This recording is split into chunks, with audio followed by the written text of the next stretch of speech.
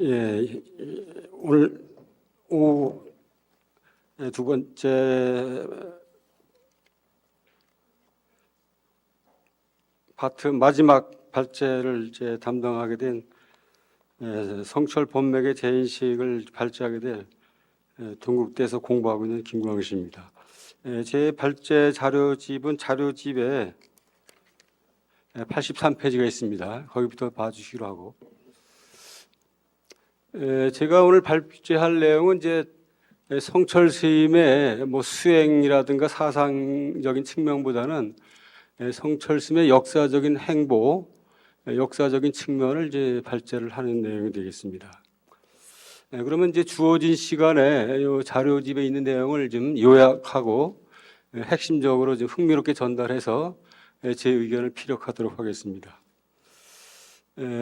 성철 스님은 이제 그 한국 현대 불교사를 빛낸 불멸의 큰 스님으로 널리 알려졌습니다. 그래서 성철 스님의 행적과 사상은 살아있을 때나 돌아가신 이후에도 지속적으로 한국 현대 불교사와 조계종단사에 영향력을 끼치고 있음은 널리 알려진 바와 같습니다. 그런데 오늘 제가 발제할 내용은 수행과 사상 측면보다 역사적인 측면인데, 저는 뭐 평소 성철 스님의 사상보다는 역사적 행보를 탐구를 해와서 봉암사 결사랄까 또 해인 총리 방장 시절 이런 측면을 주로 이제 연구하고 탐구를 해왔습니다. 오늘 그 발제할 초점의 주제는 성철 스님의 법맥에 대한 문제를 이야기하는 것입니다. 성철 스님의 법맥이라는 것은 성철 스님의 법, 성철 스님의 그 가르침, 불교의 핵심을 어떤 성철이란 개인적인 측면이라든가 어떤 그 독자적인 측면에서 주목하지 않고 성철 스님의 법과 가르침이 어디서 전달되어 왔고 어떤 영향을 받았으며 나아가서는 성철 스님의 법과 가르침이 어떻게 후대에 전달되고 영향을 주었는가, 이런 계기성과 전달성에 주목하는 표현이 법맥입니다. 그런데 이런 법맥은 매우 미묘하고 말하기가 어려운 측면이 매우 있기 때문에 지금까지 성철 스님의 법맥에 대해서는 학자들이라든가 문도 스님들이 주목하지 않고 탐구하지 않은 측면이 있습니다. 그렇기 때문에 오늘 제가 발표하는 것은 이를테면 시론적이고 하나의 문제를 제기하는 측면으로 이해를 해주시고 들어주시기 바랍니다. 일반적으로 성철 스님의 그 법맥은 학문적으로라든가 논문적으로 주목되지 않았지만 성철 스님의 가르침을 전시하고 있는 거배사랄까, 또 성철 스님의 맞상자인 천재 스님께서 그 부산의 해월정사에 가보면은 성철 스님의 그 진영과 자료만 전시하는 것뿐만 아니라 성철 스님의 은사인 동산 스님, 동산 스님의 은사인 그 이용성 큰 스님, 이렇게 두 분의 스님의 진영을 동시에 진영을 하고 있습니다. 이것은 은연중 성철 스님의 법과 가르침은 용성 스님과 동산 스님의 가르침에서 나왔다는 것을 은연적으로 그 대변해 주는 것인데, 이런 것을 근거라든가 학술적으로 이야기한 바가 없기 때문에 오늘 제가 이제 발제를 하는 것입니다. 자, 그럼 84페이지 가서 성철 스님의 법맥 인식을 구체적으로 지금 제시를 하고 논지를 구체적으로 전개하겠습니다. 법맥이라는 것은 동아시아 불교사나 선종사에 매우 중요한 그 관점인데, 이 법맥의 문제는 성철 스님의 그 관점도 있지만 일반적으로는 이제 그 법맥을 이야기하려면 여러 가지 그 이제 사례와 개념이 있습니다. 그 여러분들이 다 아시겠지만 간략하게 먼저 소개를 하면은 84페이지 하단입니다. 법맥을 이야기하려면 법을 전해줬던 증거를 이야기하기 때문에 문서가 있어야 됩니다. 그걸 전법 계문이라고 합니다. 이런 전법 계문의 문제가 이제 보통 첫 번째 이야기되고, 두 번째, 계문은 없지만, 문서는 없지만 예전에는 1000년 전이나 600년 전에는 큰 스님들이 이렇게 당신이 쓰던 물건을 전달해 줬습니다. 옷이라든가 바루라든가 책이라든가 이렇게 물건을 전해준 것도 법으로 본다는 개념이 있고, 세 번째는 이런 그 문서라든가 그 어떤 그 이제 유품은 없지만 어떤 그 당신의 은사라든가 그 가르침을 받은 그 큰 어른 스님에 대해서 그거를 돌아가신 다음에 그걸 계승하고 실천하는 노력을 하신 분들이 있어요. 받지는 않았지만, 문건은 없지만 그걸 실천적으로 행동적으로 보여준 것도 그 법맥의 계승으로 봐야 된다, 이런 것이 있고, 세 번째는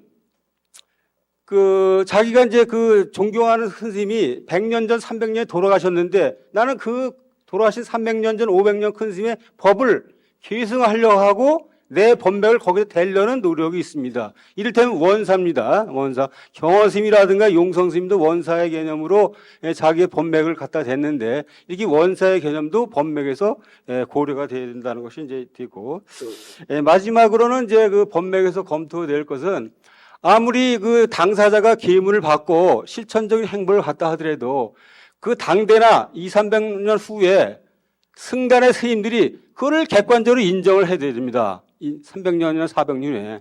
또는 저 같은 역사가들도 그걸 인정을 해야 평가를 받아야만이 공정이 되는 것이지, 아무리 계문을 받았고 노력을 했다 하더라도 승단에서 검증이 되고 역사가에 의해서 동의를 받아야만이 법막에서 여러 가지 이제 그 평가의 관점이 될 수 있다. 이렇게 지금까지 뭐 학문 세계에서 법맥이 검토될 때 고려될 점을 얘기했습니다. 자, 그렇다면 성철 스님은 과연 당신은 이 법맥에 대해 어떻게 인식했을까?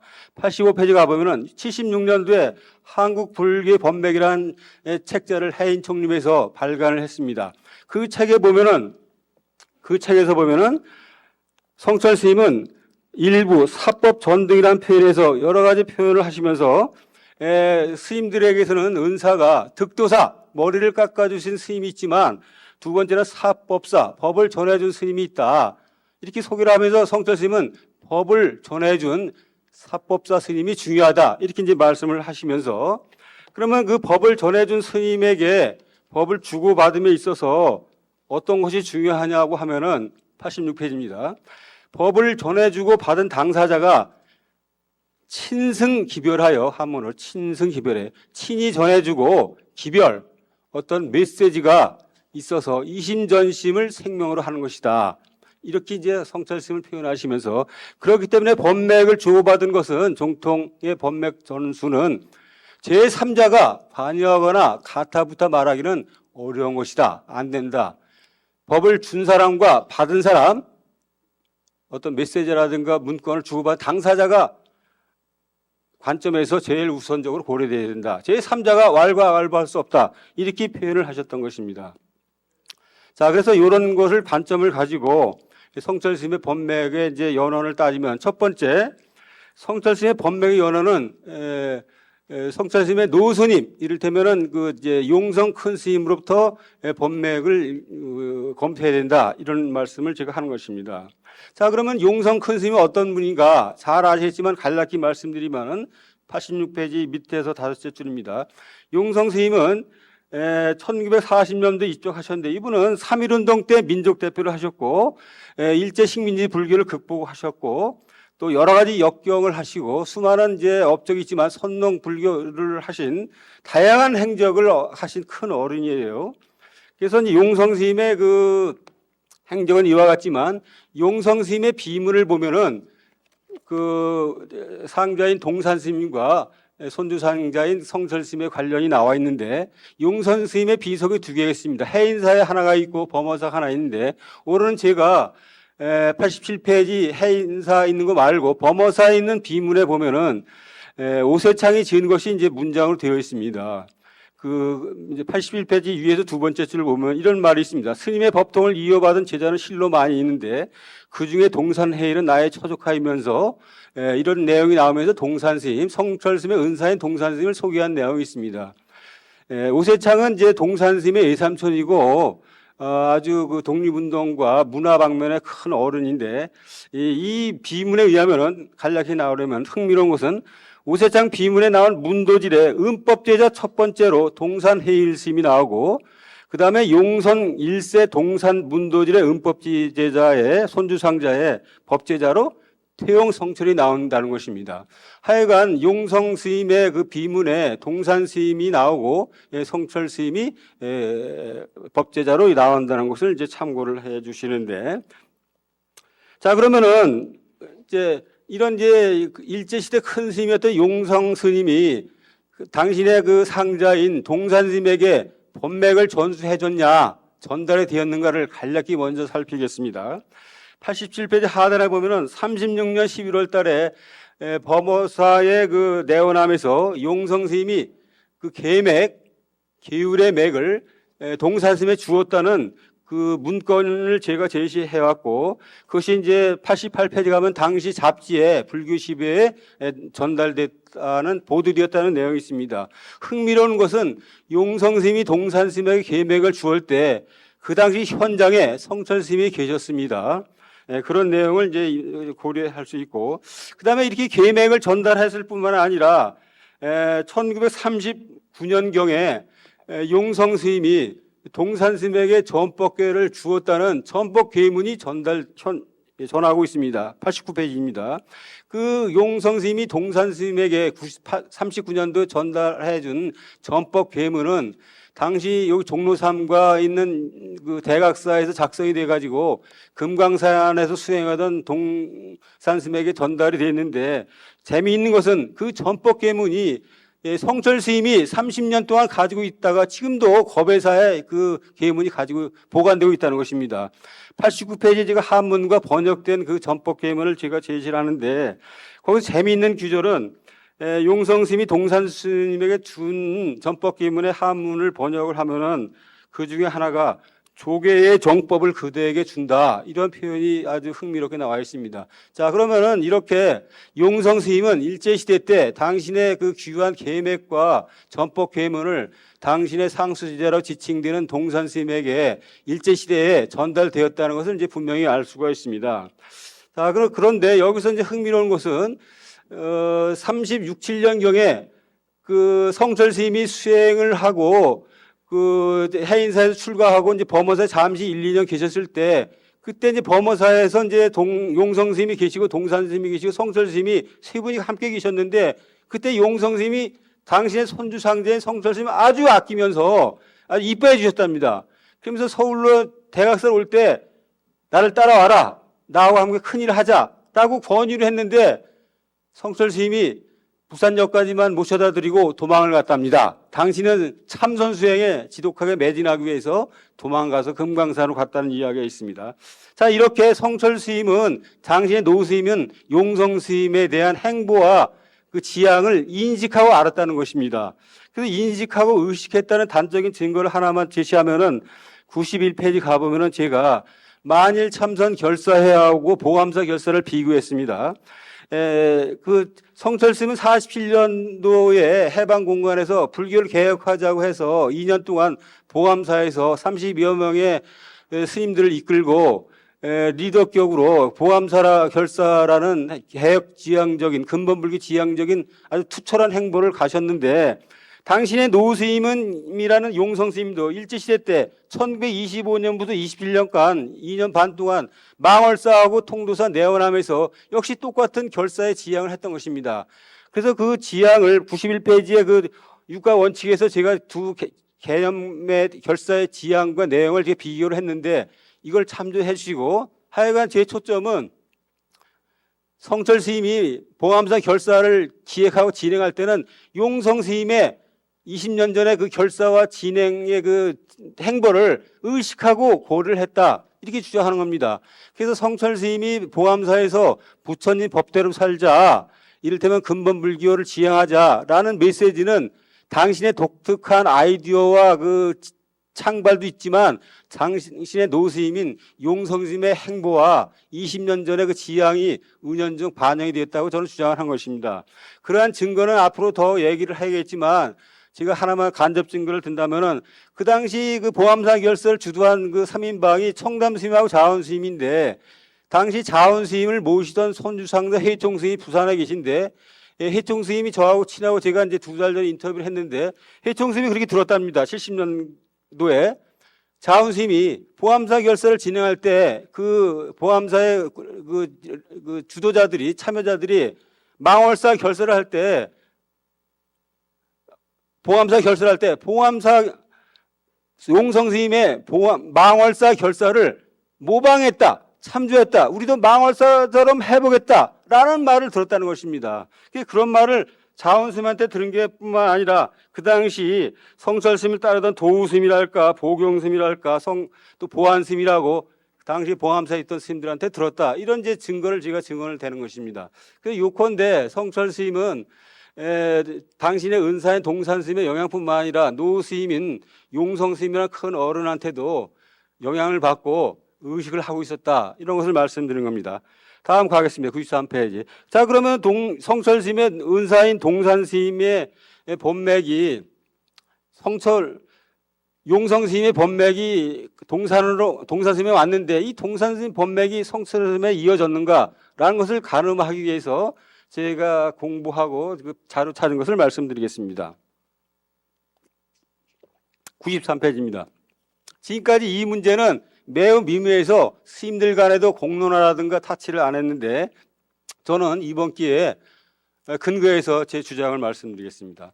93페이지 중간에 보면 동산 스님이 65년도에 돌아가셨습니다. 그래서 7일장을 치르게 됐는데 그때 성철 스님이 범어사로 가셔가지고 그 동산 스님의 그 관을 들고 영찬과 법어를 남겼는데 흥미로운 것은 연결식을 마치고 보름 후에 1965 5월 16일 날 불교신문의 전신 대한불교 어떠한 그 충격적인 글이 기고됐냐면은 법연이라는 오대산 출신 스님인데 이 스님이 당시 이제 그 범어서 주지를 1년 반 하셔서 여러 가지 불편한 점이 있다고 알고 있는데 그런 뒷사정을 빼고 이런 글을 기고했던 것입니다.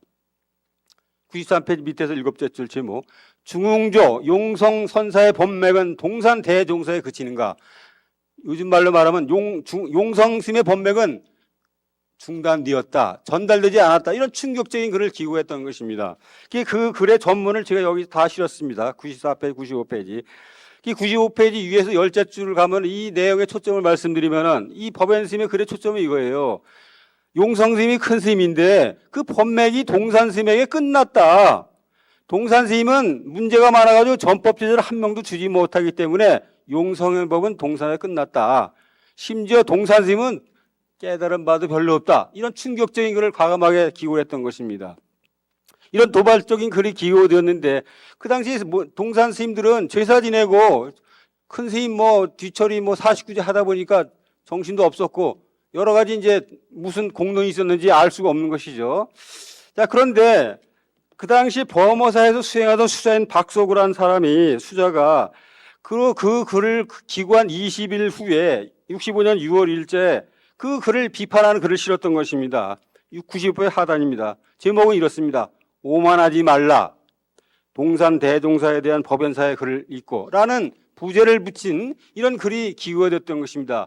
그래서 96페이지부터 96페이지에 제가 전문을 실었는데 그 법연이라는 수자가 법연이라는 그 글에 대한 이 박소구라는 수자가 쓴 비판의 글은 간략히 말씀드리는 참여하라, 함부로 말하지 말라, 자중자애하라 이런 얘기입니다. 그러면 이 박소구라는 분은 어떤 분이냐? 이건 제가 각주에 밝혀놨기 때문에 참조해 주시고 이 박소구라는 분은 고등학교 선생 출신인데 당시로는 50대 초반이고 엘리트 승려고 동산 스님을 존경했다고 합니다. 그래서 이 박소구라는 스님을 당시에 그 무렵에 만났던 스님이 범어사 출신 원두 스님이 살아계신데 지금 원두 스님한테 여러 가지 청취한 것은 97페이지에 나와 있는데 자, 이런 것이 이제 발제가 됐습니다. 자, 그렇다면 오늘의 주제 인물인 성철 스님은 이런 도발적 글이 등장하고 박소구라는 반박의 글이 게재됐을 때 성철 스님은 침묵을 지켰는가? 당신의 노 스님과 은사 스님이 이렇게 엉망진창 욕을 먹는데 가만히 있었겠는가? 과연 용성 스님과 동산 스님이 전해진 법맥과 동산 스님의 법맥 기술이 어떤 입장을 피력했는가? 이런 것이 흥미롭지 않습니까? 그런 것이 다행히 제가 10년 전에 찾다 보니까 이것이 나왔다는 것입니다. 그 글의 원본은 지금 천재 스님이 보관하고 있는데 98페이지 위에서 7째 줄입니다. 제가 10년 전에 그 전문을 찾아냈습니다. 그래서 그 천재 스님한테 그 글을 찾아서 성철 스님이 반박하는 글을 지금 가지고 있는데 그래서 제가 동산 대종사와 불교 저하운동에 수록해 놨는데 작년에 1년 전에 천재 스님이 시월록이라는 책자를 성철 스님에 대한 법어와 자료집이라는 책을 냈는데 거기에 이게 실려 있습니다. 98페이지와 99페이지 100페이지 이를 동안 이 3페이지 걸친 그 원본을 제가 다 타이핑을 해놨는데 여기에 보면은 아주 그 성철 스님이 법연 수자의 글을 오만하지 말라에 대해서 반박과 비판과 엉터리 글이라는 아주 강력한 글이 여기 나와 있다는 것입니다. 그 글을 한번 읽어보시되 하여간에 중간에 보면은 그 법연수의 글은 오욕적인 언사다. 자가당착의 망언이다. 말 함부로 하지 말라. 동산 스님의 그 법을 주고받은 것은 법을 받은 당사자만이 아는 것이지 그 제3자가 알 수 없는 것이기 때문에 착각하지 말라라는 요지가 있습니다. 자, 100페이지 위에서 10째 줄에 제가 그거를 성철스님 초점을 제시를 해놨는데 간략히 말씀드렸습니다. 용성이 동산스님에게 주고받은 법은 분명하다. 동산에 법력이 없다는 점은 수긍할 망언이다. 용성에서 동산으로 이어진 전법을 의심할 수 없다. 중국의 선종의 마조와 백장의 사를 제시를 하면서 그렇기 때문에 동산 문화의 법맥, 동산 스님이 법맥을 전달한 것은 당사자만 알 수 있는 이심전심의 밀기이기 때문에 타인이 함부로 말할 것이 아니다 라고 하면서 은연중 동산 스님의 법맥이 당신에게 와 있음을 은연중 필요로 했던 것입니다. 자, 그래서 이거에 대한 해석은 앞으로도 이제 저는 그렇게 주장하지만 여러 가지 입장이 있겠지만 이거에 대해서 천재 스님은 이렇게 표현했던 것입니다. 나 성철은 동산의 법통을 이었다라는 선언이다라고 말씀을 하셨던 것입니다. 자, 그래서 하여간 이렇게 이제 정황이 있어서 그 법맥에 대한 계승과 당신한테 왔다는 은연중재 이런 메시지가 있는데 과연 이거를 어떻게 믿어야 될 것이냐 판단의 문제가 있는 것입니다. 그러면 동산 스님에게 받은 법맥의 증거와 객관적 전법 계문이 있냐? 현재는 전해지지 않고 간수가 안 됐습니다. 그건 이제 받았는데 전달이 안 됐는지 안 받았는지 알 수가 없지만 구절은 있을 가능성이 있는데 여기에 대해서 여러 가지 평가가 있지만 오늘은 이거를 저는 전달되었었다는 전제하에 이것을 보강할 수 있는 사례를 5가지 사례를 간략하게 말씀드리겠습니다. 101페이지 가겠습니다.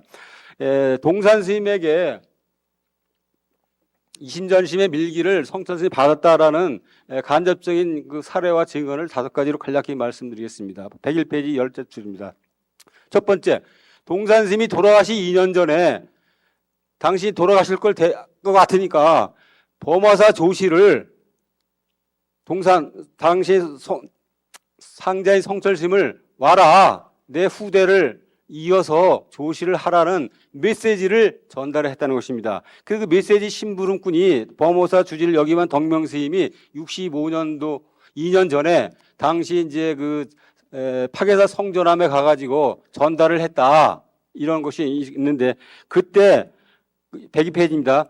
그냥 말만 한 게 아니라 편지를 전해줬다. 동산 스님이 편지를 써가지고 전달했다라는 증언이 있습니다. 그 편지를 그 성철 스님이 받아보시고 그 당시 파괴사에 있던 여러 스님 중에 그 부산의 도성 스님이라고 있습니다. 도성 스님한테 이렇게 자주 왔다 갔다 하면서 이제 공부를 했는데 성철 스님이 도성 스님에게 우리 스님에게 나를 조실로 오라는 말을 했고 나한테 편지까지 보냈어라고 자랑을 했다는 것입니다. 제가 이제 도성스님한테 직접 들었거든요. 이렇게 이제 후계자로 인정을 하고 편지를 했다는 것이 이제 첫 번째로만 말씀드리고 103페이지가 있습니다. 두 번째, 동산 스님이 돌아가신 다음에 연결식을 하면서 그 이제 한 달 이내에 그 동산 스님 상자들이 사숙과 상자들이 30명, 40명이 범어사 회의를 했는데 그 범어사 그 문중 스님들이 동산 스님의 후계와 조실은 성철 스님밖에 없다. 성철을 모셔와야 된다. 성철을 데려와야 된다. 라는 중론이 있었다는 것입니다. 3년 전에 돌아가신 능가 스님이 98살에 돌아가셨는데 능가 스님이 저한테 그런 얘기를 했거든요. 그 당시 미스님도 저한테 얘기를 하는데 하여간에 동산 스님 돌아가신 직후에 범어사 조실, 범어사 후계자는 당연히 성철 스님을 데려와야 된다. 성철 빼고 누가 있냐? 라는 중론이 있었는데 그러나 이제 성철 스님은 자기 독자적 수행과 한국불교 개혁을 위해서 응하지 않고 범어사 조실로 가지 않았던 것입니다. 이런 두 번째 사례를 말씀드리고 세 번째 사례를 말씀드리겠습니다. 104페이지 가겠습니다. 성철 스님이 동산 스님의 인식에 대해서 말씀드리면은 67년도에 그 동산 스님의 비석이 섰는데 동산 스님의 비석의 비문을 성철 스님이 집필을 하셨던 것입니다.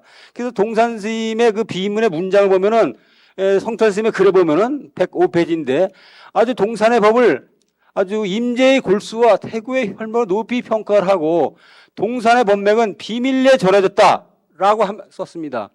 내가 받았다, 성찰을 전했다라는 하지 않으면서 동산의 법명은 비밀 전했다 하면서 자기를 성찰 자신을 뭐라고 했냐면 문인 성찰, 문도 성찰은 읍찬, 울면서 쓴다 이런 표현을 쓴 거 보면은 은연중 동산스님의 법명을 높이 평가하면서 비밀이 전해진 것이 은연중 당신에 왔다는 표현을 느낄 수가 있습니다. 자, 네 번째 105페이지. 성철스님이 친한 도반이 향곡스님입니다. 두 분이 아주 친하셨는데, 근데 향곡스님이 최근에 이제 연구가 안 돼서 이분은 조명이 잘 안 되는데, 77년도에 향곡스님이 돌아가시 2, 3년 전에 당신이 그 경허스님 계열이거든요. 경허해월 계열, 운봉 계열인데, 운봉스의 문집을 만들면서 당신의 이제 도반인 성철을 그 운봉의 문도로 만들려고 자기 집안의 스님으로 만들려고 작업을 했던 것입니다. 이거를 알고 성철스님이 천철스님을 보내서 이런 작업을 한다니까 무조건 가서 막아라. 이거 안 막지 않으면 큰일 난다. 해가지고 천재스님이 가가지고 겨우겨우 막았다는 것입니다. 그때 막으면서 천재스님에게 성철스님이 막지 않으면 큰일 난다. 성철스님은 용성, 동산, 성철 이어지는 법맥을 대단히 중요시하게 여겼다고 천재스님은 그 당시에 이제 증언을 했던 것입니다.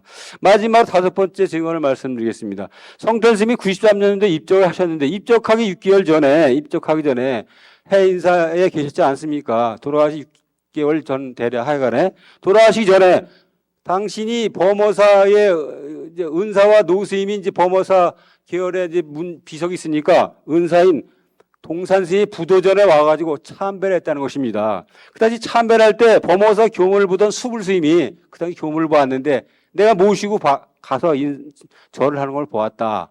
또 무비스님도 그 증언을 하고 있습니다. 그러면 돌아가시기 직전에 사람이 이제 돌아가시면 이제 고향도 가보고요. 인생을 정리하고 위품도 나눠주는 거 아니겠습니까? 스님들도 이제 몸이 아프면 이제 때를 알잖아요. 그래서 이것은 저는 은연중 은사에 대한 절을 참여하는 것도 있겠지만은 당신의 법맥에 대한 정체성과 그 법맥에 대한 자부심을 동시에 피력한 것이 아닌가, 이렇게 자기 존재에 대한 재확인이 아닌가 이렇게 보는 것입니다. 자, 그래서 이렇게 저는 5간의 사례를 통해서 용성스님의 법맥이 동산스님의 법맥이 성철스님에게 전달됐다는 것을 이제 시론적으로 말씀을 드리고, 또 이것은 또 그 앞으로 이제 전법 계문이 전하는 것에 그 관련 증언도 찾아야 되고, 또 이제 다양한 이제 논란과 비판성이 게재되겠지만, 성철스님이 동산과 성철스님 당신이 표현되는 당사자 간의 밀기 있고, 이런 여러 가지 방증의 자료를 볼 때 역사적 사실로 이제 보고자 하는 것입니다. 이런 면에서 오늘 이제 성철스님의 법맥에 대한 어떤 그 인식을 시론적으로 말씀을 드렸고, 맺는 말 한두 가지만 하고 마무리를 짓겠습니다. 저는 오늘 이제 용성스님의 법맥이 동산스님에게, 동산스님의 법맥이 성철스님에 전해졌음을 시론적으로 비록했지만, 앞으로는 물론 이제 법맥이 이렇게 전달됐다 하더라도 용성스님과 동산스님의 성철스님의 법과 가르침은 약간 같은 점과 다른 점이 있습니다. 그건 처한 시대적 환경과 또 자기의 특성과 어떤 그 법의 어떤 그 추구점이 다르기 때문에 같은 점과 다른 점도 이제 앞으로 연구가 돼야 된다 이렇게 말씀드리고, 두 번째는 오늘은 제가 성철스님의 법이 전달된 것만 이야기했지만 앞으로는 성철스님의 법맥이 어떻게 전달됐고 누구한테 갔는가, 이걸 어떻게 바라봐야 되는가, 아주 복잡한 미묘한 문제도 앞으로는 이제 연구의 과제로 지금 당장 아니면 언젠가는 삼아야 된다 말씀드리고, 마지막으로는 성철스님의 법이 가르침이 도노돈순이 또 중도 사상이니 여러 가지 수행의 관점에서 이야기할 수 있지만, 성철스님은 그 아주 또 대중들에게 쉬운 언어로 법어도 많이 하고 보편적인 그 말씀도 많이 하기 때문에 성철스님의 어떤 가르침과 유상은 이런 대중들이 군민학생이라든가 고등학생들을 이해하고 불교 신자도 아닌 사람도 이해할 수 있는 보편적 언어로 성철스님의 법과 가르침이 전달되고 이해될 수 있도록 우리 학자라든가 문도 스님들이 관점을 가지고 노력을 해야 되지 않겠는가, 이런 생각을 필요로 해봅니다. 이상으로 법맥에 대한 인식을 마치도록 하겠습니다. 감사합니다.